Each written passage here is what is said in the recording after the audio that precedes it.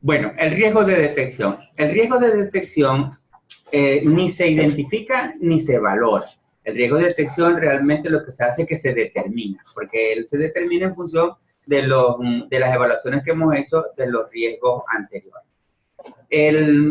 Partimos de la fórmula de riesgos de auditoría. Riesgo de auditoría es igual al riesgo inherente multiplicado por el riesgo de control multiplicado por el riesgo de detección.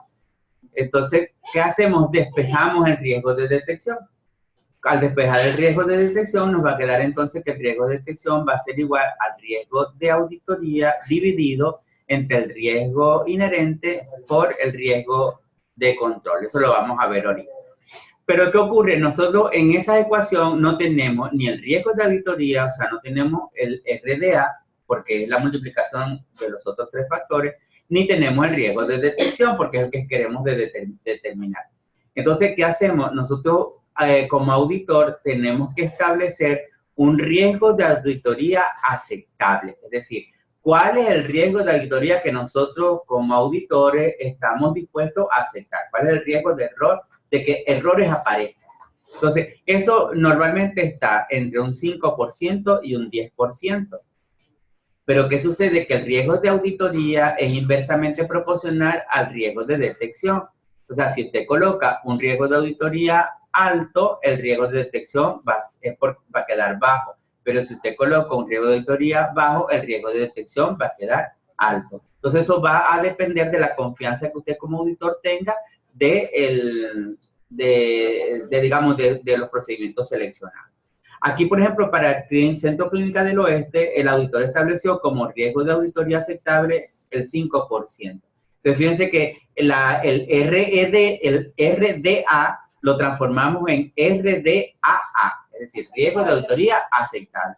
Ese lo determina el auditor. El auditor dice, bueno, yo voy a trabajar con un 5% de tolerancia, de que puedan aparecer riesgos ahí y yo no los detecte en mis pruebas. Entonces, con ese riesgo de detección, riesgo de auditoría aceptable, utilizamos esta fórmula para saber cuál es el riesgo de detección. Entonces, decimos, riesgo de detección es igual al riesgo de auditoría aceptable entre la multiplicación que hay entre el riesgo inherente y el riesgo de control. Entonces, en el denominador tendríamos el 5% y en el denominador tendríamos los valores que nos han dado las evaluaciones que hemos hecho anteriormente. Con eso vamos y trabajamos con nuestra tabla. Aquí es donde está la evaluación de todos los riesgos. Entonces, fíjense que tengo en las columnas, aquí yo hago una cosa, para las pequeñas y las medianas entidades, yo utilizo el riesgo por ciclo. No lo utilizo por partida. Entonces, fíjense que cada una de las columnas es el ciclo de efectivo, el ciclo personal de nómina, el ciclo compras y proveedores, el ciclo de productos de transformación, el ciclo de ingresos y clientes y el ciclo de información. Pero aquí, en vez de ciclo, pueden estar por partida. Dependiendo de la complejidad de las empresas, uno va, por decir algo, si yo lo que tengo son 4 cuentas bancarias, no tengo caja, entonces no voy a trabajar con el ciclo de efectivo. Pero si mi empresa tiene 7 cajas, porque es un supermercado, o 7 áreas de cajas distintas, y cada caja, a lo mejor cada supermercado tiene 8 cajas en cada uno de los supermercados, y tiene cuentas bancarias nacionales y extranjeras, a lo mejor el ciclo de efectivo lo voy a dividir en varias columnas, porque voy a tener riesgos a lo mejor diferenciados en un área con otra. No sé si me estoy explicando. Pero cuando es una pequeña y mediana empresa, yo normalmente trabajo con esta matriz que tengo los ciclos que normalmente aparecen en cualquier empresa. Y después, entonces, en la primera columna voy a ir haciendo la evaluación. Fíjense, por ejemplo, para el riesgo inherente, la expectativa de que presenten errores, ya yo le evalué, ¿se acuerdan que lo hicimos la semana pasada? Y en efectivo hay pocos. En efectivo la expectativa de que aparezcan errores es poco. En personal y nómina es mucho, porque acuérdense que es una transición de un reporte por otro. En compras, algunos, porque aun y cuando las compras están bien controladitas, pues tenemos una cosa ahí con tributos que nos pudiera estar ocasionando. En producción y transformación, mucho, porque el costo de venta sabemos que tiene problemas y por ende el costo del inventario. En ingresos y clientes, poco, porque lo único que percibimos fueron los anticipos que no se están generando, pero no se están cruzando. Entonces, eso lo que genera es un pasivo por un lado y un ingreso no reconocido. Pero ahí tenemos también algunos, aunque sean pocos, que son las admisiones por emergencia. Y en información, algunos, porque uno de los problemas que tenemos en inventario es el sistema.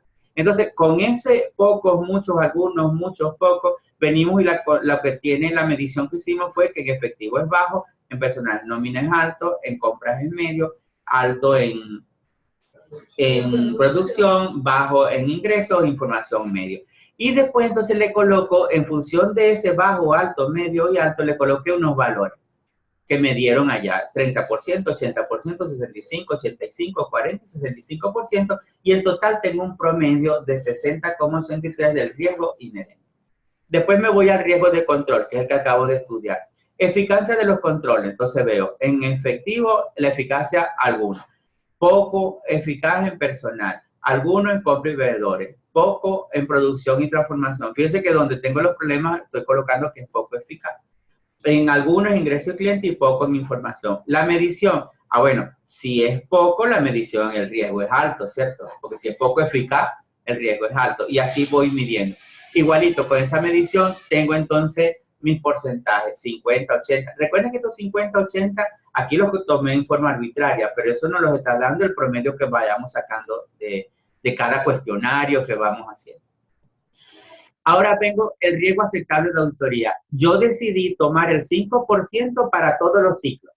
No sé si lo ven, que está en línea. Pero yo pude haber dicho, no, para el ciclo de efectivo voy a trabajar con el 3, para el ciclo personal con el 4. O sea, esa es una condición de aceptación del auditor como tal, con lo que se sienta, digamos, que es la cobertura para él. Y en función de esos tres elementos que tengo ahora, el riesgo inherente, el riesgo de control y el riesgo aceptable de auditoría, meto esos valores en la fórmula del riesgo de detección y voy a determinar el riesgo de detección. Entonces, fíjense, por ejemplo, que el riesgo planeado de detección es del 33% para el efectivo, de 7,81% para el personal de nómina, de compra el 11% y de producción el 7%. Si se fija en lo que son, en lo que aparentemente vamos a tener más errores, el riesgo de detección, ven que es más bajo. ¿Lo ven?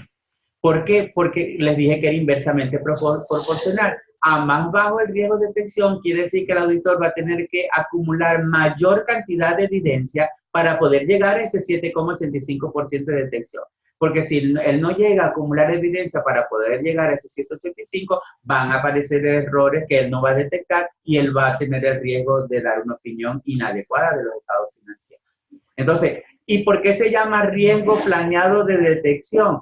¿Por qué? Porque este riesgo es el que yo voy a utilizar para hacer mi plan de auditoría. Recuerden, el riesgo, la identificación y la evaluación del riesgo no termina en preplaneación. Eso es un proceso continuo y dinámico que se lleva a cabo a lo largo de toda la auditoría. Quiere decir que yo lo utilizo esta primera para hacer mi plan.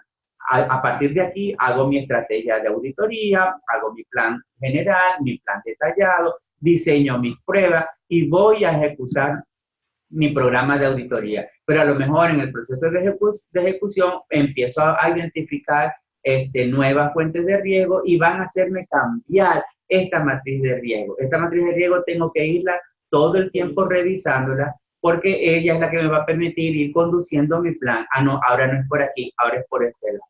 ¿Ok? Entonces, recuerden, esta es la primera fase. A lo mejor cuando nosotros hacemos esto nos da unos disparates. ¿Por qué? Porque no tenemos todavía información suficiente. Tenemos investigación preliminar, las primeras indagaciones, pero después cuando empecemos a hacer llevar a cabo, a ejecutar todas nuestras pruebas, pudiéramos estar haciendo una variación de la matriz. Esto es lo que teníamos entonces pendiente por el riesgo de detección y riesgo de control para cerrar lo que es el tema de riesgo.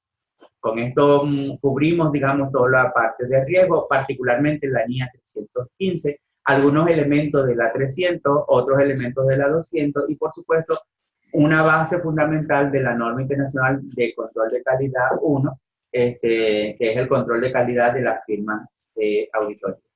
Si hay alguna pregunta al respecto, este es el marco. Sí, yo. Cuando hablamos en el tema de riesgo de control, nosotros cuando estábamos hablando de lo que era crédito y cobranza, que por ejemplo nosotros veíamos que había un procedimiento, sin embargo no se estaba cumpliendo bien. Yo digo, por ejemplo, cuando yo detecto que ese riesgo, o sea, perdón, que la falta de cumplimiento, ¿verdad?, no me presenta un riesgo así inminente de fraude, en el sentido de que no, es que la recepcionista es la que lo está sellando y después es que se pasa a la persona correspondiente.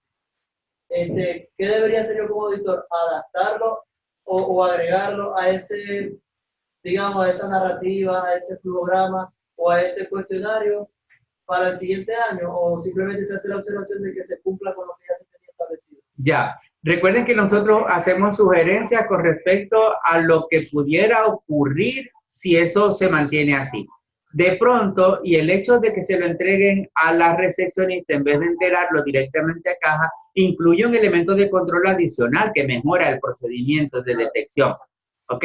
Pero a lo mejor incluye también otra probabilidad de que incluye a otra persona en ese procedimiento que puede hacer extracción de dinero, porque a lo mejor si se lo entregan en efectivo, bueno, no lo voy a entregar hoy, que es viernes, me voy a parrandear y el lunes lo entero, ¿no? Entonces, eso es lo que hay que evaluar. La idea no es que la realidad se reproduzca en el flujo, sino que la realidad y el flujo estén de acuerdo para poder detectar el error antes de que ocurra. Claro, y el fraude mucho, ¿vale? Porque de ahí venía la segunda pregunta, porque en el caso de que yo aceptara por X o por Y agregarlo a esos controles, ¿qué pasa si al otro año yo veo otra modificación? Ahí sí me va a generar una alerta de auditoría inmediatamente. Claro, pero... En el sentido de que yo, ahí sí tendría que poner mi criterio, no, o establecer mi criterio. No, se tiene que hacer así y es como debemos trabajar, porque ahí sí me van a generar riesgos si yo voy a estar agregando cositas. Sí, pero recuerda que cuando nosotros hacemos auditoría externa, el control interno no es el objetivo nuestro, sino una herramienta para nosotros poder ayudarnos a opinar adecuadamente, ¿no? Ahora, si estamos haciendo una auditoría del sistema de control interno en sí, ahí sí.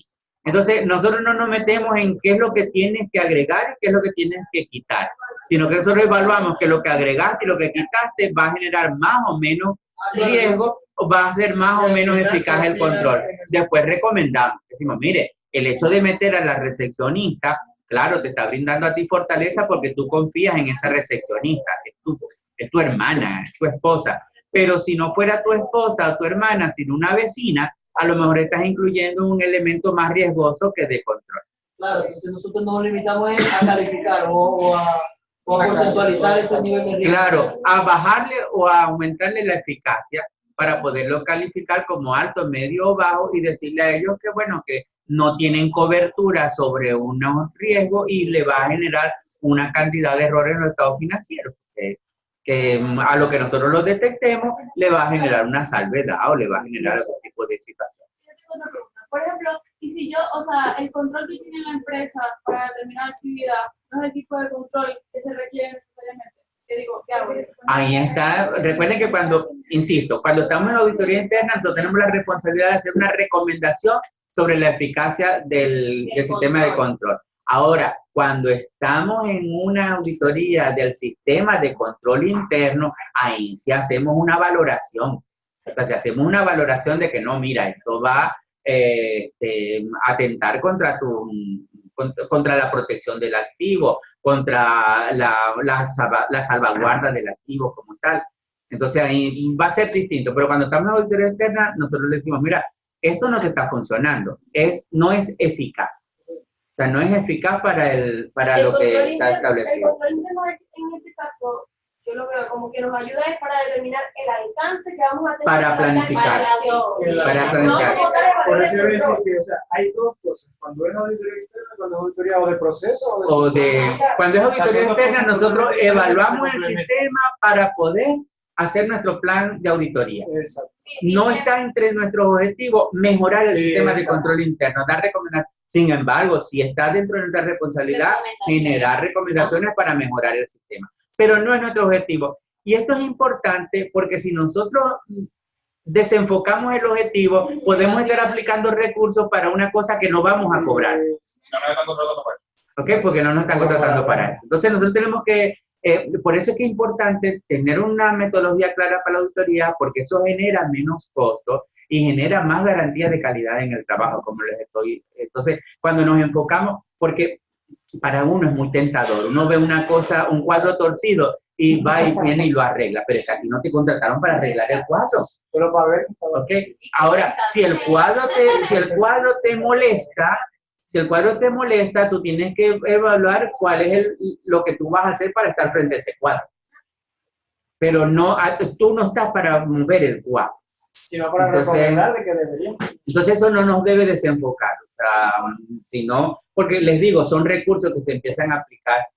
Hay recursos que nosotros aplicamos y que cuando los aplicamos, oye, los hacemos así porque no sabemos si vamos a poder cobrarlos o no, que es toda la investigación preliminar. Nosotros hacemos investigación preliminar sin tener todavía la aceptación del contrato. Y si no aceptamos el contrato, todo ese recurso va a pérdida de una vez. Porque no lo podemos ver como una inversión porque no lo vamos a facturar en nuestros honorarios. Ahora, si lo aceptamos, bueno, listo, ya va como costo porque es parte de la investigación. Entonces, por eso hay que estar, digamos, muy claro en lo que se quiere hacer, hacia dónde se quiere dirigir, para no desviar los recursos hacia aquellas cosas que después no vamos que van a ser interesantes y todo demás, pero recuerden que hay que trabajar con rentabilidad en el trabajo. ¿Preguntas? ¿Más preguntas? Con respecto al riesgo inherente y el riesgo del control, debe haber un riesgo inherente y eso va en cadena. Tenemos un riesgo inherente, un riesgo de control, o podemos tener varios riesgos de control asociados a ese riesgo inherente. Claro, porque tú puedes, primero, nosotros identificamos el riesgo inherente y a partir del riesgo inherente, entonces identificamos cuáles son los controles que mitigan esos riesgos. Entonces, ese es el riesgo de control. O sea, porque el riesgo de control esencialmente es el riesgo de que no se detecte un error por riesgo inherente, que realmente es eso, o sea, que el sistema no lo detecte, sino que le dé un permiso para ello. Pero yo puedo tener muchos controles para un solo riesgo, porque a lo mejor el riesgo ese es significativo y genera una alta probabilidad de... Cuando se maneja efectivo, los controles son bóveda. Todos los controles asociados al manejo de bóveda de un banco o de cualquier caja que maneje efectivo es grandiosa. Materias primas. Todo lo que es el resguardo de la materia prima. Ustedes no ven que una de las cosas que hace antes de ir al almacén, tienes que ir a tu locker y meter ahí todas tus cosas y tú tienes que ir sin bolsitos, sin nada de eso al área para no poder caer cuando las piezas son pequeñas. Porque si el almacén es de carro, anda con un bolso, que yo sé que no te vas a traer un carro en el bolso, pero si lo que estamos hablando es de partes de carro que son pequeñas, no entra sin nada. ¿Okay? Y a lo mejor cuando salgas te reviso los bolsillos.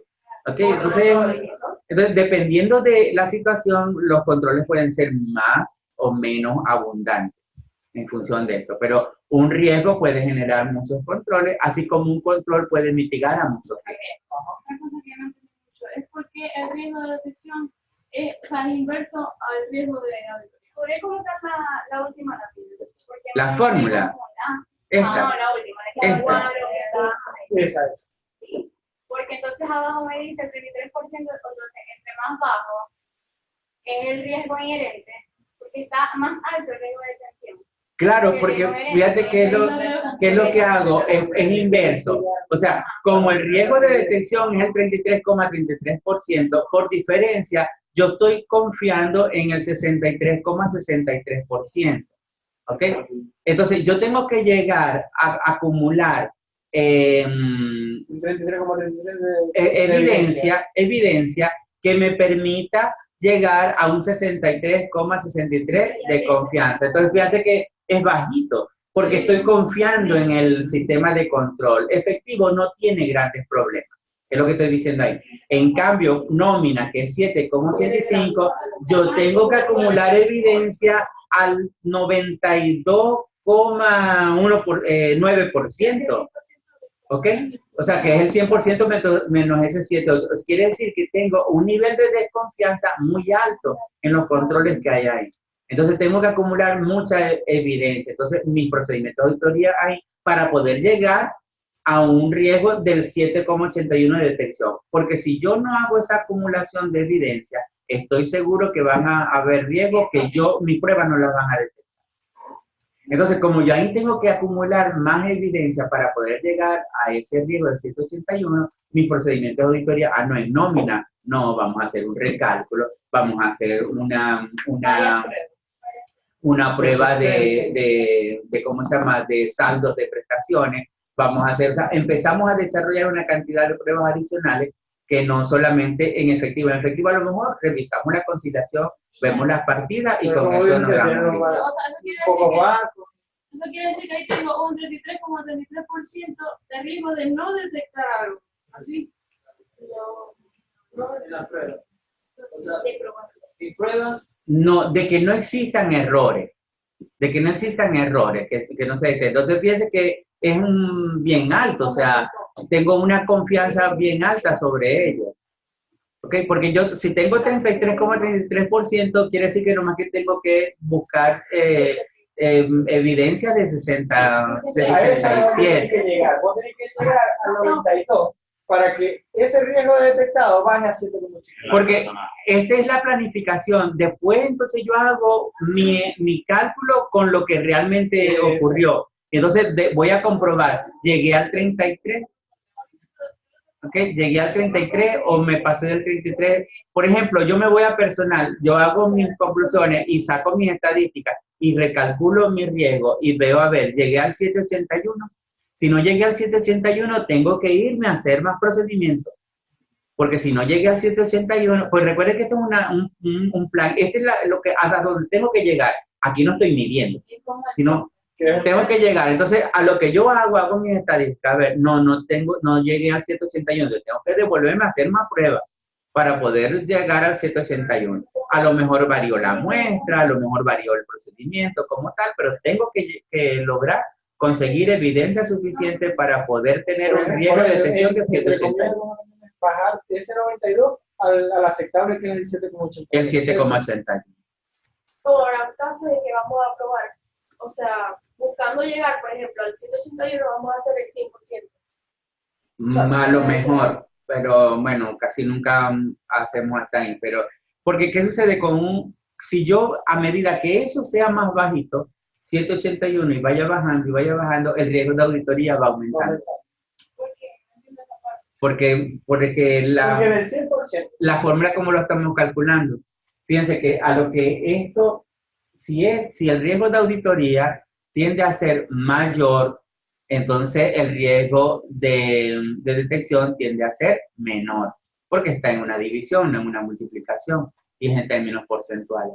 Entonces, ¿qué sucede? Que un riesgo de detección bajito, me da un riesgo de auditoría alta. Quiere decir entonces que tengo que hacer procedimientos sustantivos más fuertes o con mayor alcance. En cambio, un riesgo en efectivo, un 33,33%, ahí voy cómodo, porque las evidencias que tengo de conseguir sencillamente van a estar bien afianzadas por el sistema de control que tengo. Que a lo mejor es por el sistema de control, está en un 50%. Y un riesgo del 30%. Pero fíjense, personal de nómina, riesgo inherente es del 80% y el riesgo de control del 80%. Con razón me da un 7,81. O sea, casi que tengo que llegar al 100% de revisar todo lo que es nómina para que no haya ningún error en los estados financieros que se me haya pasado a mí en las pruebas. Igual, por ejemplo, en producción y transformación, fíjense, tiene 85 y 80. Entonces, ustedes no se imaginan la cantidad de pruebas o el alcance de pruebas que tengo que hacer yo en producción y transformación para tener un 7,35% de que no hayan errores que yo no haya detectado. Es decir, que ese 7,81 es el grado de confianza que yo voy a tener. Hasta donde yo voy a llegar, pero para llegar ahí tengo un riesgo de auditoría tan alto que mis procedimientos van a tener que tener una dimensión distinta para poder garantizar.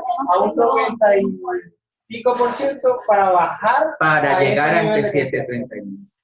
Es más, le sacamos fíjense que el riesgo de aceptable me está dando en el 5%. Cuando yo hago el cambio, porque yo voy a tener 60, aquí tengo 85 en producción, 85, 80, y cuando yo haga mi sistema de prueba, ese 735 lo voy a evaluar, lo voy a medir, porque ahorita lo que lo tengo es planificado. Entonces, ese 5% de auditoría a lo mejor va a estar, no, me llegó a 7, no, no me sirve, porque yo acepto más el 5. Entonces, tengo que ir a reforzar mi plan de auditoría, a revisar mis pruebas, a ver, a hacer pruebas.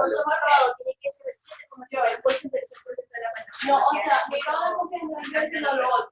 La diferencia, ese es el grado de confianza. Lo que han trabajado, lo que están haciendo mayo y de Blanco Alta, es exactamente lo que Sí, van a hacer. pero por eso, en el caso de que yo decía, por ejemplo, voy a dar un ejemplo simple, gasto. Un gasto que estamos viendo. Monto no probado. Cuando vamos a decir, no, mira, vamos a agarrar, para terminar de tener el monto no probado en un 7,35%, vamos a tomar Tienes que tomar el 93% de los ¿Cuántos gastos. trabajadores hay que tomar?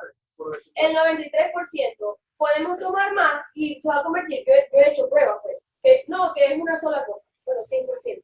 Eso es lo que yo me refería cuando... Porque ahí, por ejemplo, el 781 quiere decir que yo tengo que agarrar el 93% de confianza con las pruebas que voy a hacer, que puede ser el 93% de las cuentas, el 93% de los gastos, el 93%, pero tiene que estar ahí. Mientras que cuando tengo 33, yo nomás tengo que agarrar el 67, que puede ser el 67% de los gastos, el 66% de las pruebas, el 66% de la muestra. Igual ¿Okay? sigue siendo más de la mitad, pero. ¿Cómo? Igual sigue siendo más de la mitad, pero. Pero nada que ver, Para nada que ver, no es lo porque mismo que tengas, por ejemplo, 100 transacciones y vas a revisar 93. Ah, que vas a revisar sí, 60. exacto. Y que te vas a salir. y que eso después puede de una otra manera tu nueva, porque esta es una revisión para la planeación, pero después de pronto cuando vas a ejecutar empiezas a ver y tu cumplimiento está fino o han adecuado el sistema de control a lo que está ahorita y aunque no es lo que está escrito, pero es más eficiente, entonces eso a lo mejor te va a revisar porque tú vienes y este riesgo de control vas a variarlo y te va a variar entonces toda la situación. Porque recuerden que el riesgo me da una medición y por diferencia 1 me da el grado de confianza, ¿okay? De aquello que estoy revisando. ¿Listo? Sí. Bueno, la semana próxima comenzamos con informe. Miren que nos vamos de preplaneación a terminación. O sea, no estamos trabajando con los intermedios, porque esa fue, digamos, la primera, y es válido. ¿Saben por qué? Porque casi siempre uno cuando está produciendo algo, uno tiene que ver son los requerimientos de calidad del producto para saber cuáles son los insumos que necesita. ¿Sí me explico? Entonces, ver lo que es nuestro final nos va a poner en tono para saber qué es lo que vamos a hacer. No sé después, ya eso es función de José y de Gustavo Chacín, que son los que están coordinando qué niñas son las que vamos a estar trabajando, si vamos a trabajar con niñas adicionales o vamos a saltar otros temas. ¿Okay? Eso ya después se lo dirán. Dos cosas. Una, que si va a haber otro laboratorio de esto, me imagino que sí. Ahora esta semana les paso el laboratorio para que hagan, bueno, ya lo pasé, perdón, para que hagan la medición y la detección, sí. Y está colgado también en la página. Lo tienen las dos partes, lo pasó en 2 correos y además lo colgaron. Ahí lo tienen, el laboratorio de esta semana. El laboratorio de esta semana es muy sencillito porque es más determinación que el análisis, pues ya ustedes hacen el análisis. Claro, yo en el laboratorio le pasé información adicional para que ustedes puedan a nivel del control ir ¿Cómo te dice? Realmente el final Pero, en una cosa, esperaríamos, por ejemplo, ya yo le envié correo con el laboratorio técnico. Yo esperaría que usted me lo pase corregido. No, yo te lo pasé. Bueno, no sé. Hoy he revisado el correo. No, ayer cuando me dijiste, yo lo revisé y te lo pasé. No, envié otro. Ah, ok. Envié en el cuadro grande, pues ya. Ah, bueno, ahora eso lo veo. Porque para ir trabajando va a ser lo que ya está corregido. Estos dos laboratorios cierran porque no se conectan con los otros dos temas. O sea, cierran y listo, ya en esa. O sea, vamos a tener, digamos, los controles de lectura, este laboratorio que cierra es de 2 sesiones, la de la semana pasada y esta, y el próximo laboratorio es el de informe. El de informe de los laboratorios esencialmente igualito. Yo les voy a colocar un caso, ustedes tienen que leerlo y determinar qué informe van a emitir. Entonces, Lo que pasa es que no estaba, ya eso lo explicaron. insisto, el chance, bueno, lo que termine las sesiones ya este es el último. Pero si ustedes lo envían al final, no voy a tener la oportunidad de hacerle una corrección. Entonces se van a quedar con lo que yo... Reni, no sé si preguntar a los muchachos, ya aquí Maracaibo me preguntas, cada que están conectados al grupo, yo quedo. Si en Ojeda tienen preguntas, si no, aprovechen ahora. Ah, porque estaban... Sí, estamos todavía en Ah, bueno, de aquí las preguntas están listas. Entonces, si hay preguntas por Caracas o por Ciudad Ojeda, no sé, lo hacemos a través del chat. Sí. Tienen 2 formas de hacerlo, activan el chat o van activando el micrófono para que vayan haciéndolo cada uno.